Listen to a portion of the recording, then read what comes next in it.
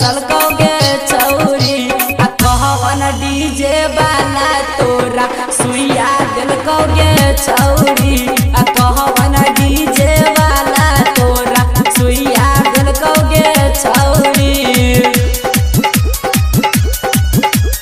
Music director Kishan राज कहवन DJ वाला तोरा सुइया दिलकोगे छौरी सुइया दिलकोगे छौरी।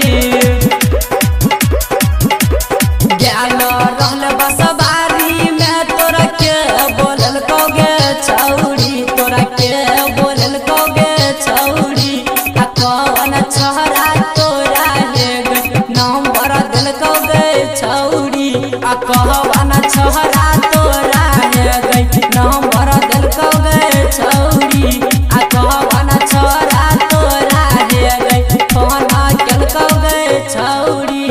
तोहर आँख के कजरा हे गई के नाम टेलोगे छौरी के नाम टेलोगे छौरी आ कहवन डीजे वाला तोरा नंबर दिलकोगे छौरी आ कहवन डीजे वाला तोरा फोन केलकोगे छौरी। प्लैनेट म्यूजिक दरभंगा कहवन डीजे वाला तोरा सुइया दिलकोगे छौरी सुइया दिलकोगे छौरी।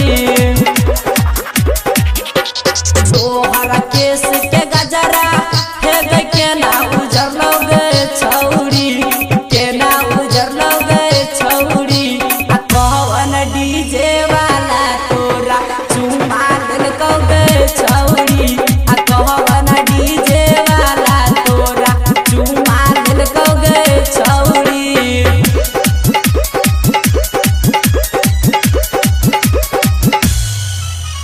प्लैनेट म्यूजिक दरभंगा कहवन डीजे वाला तोरा सुइया दिलकोगे छौरी सुइया दिलकोगे छौरी।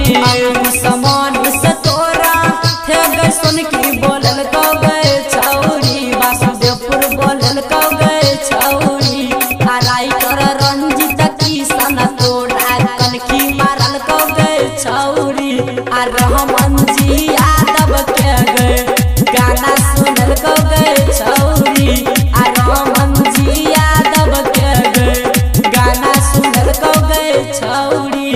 तोहर नाक के नथिया हे गई के ना हरे लोगे छौरी कहाँ हरे लोगे छौरी आ कहवन डीजे वाला तोरा चुमा लेल कोगे छौरी आ कहवन डीजे वाला तोरा चुमा लेल कोगे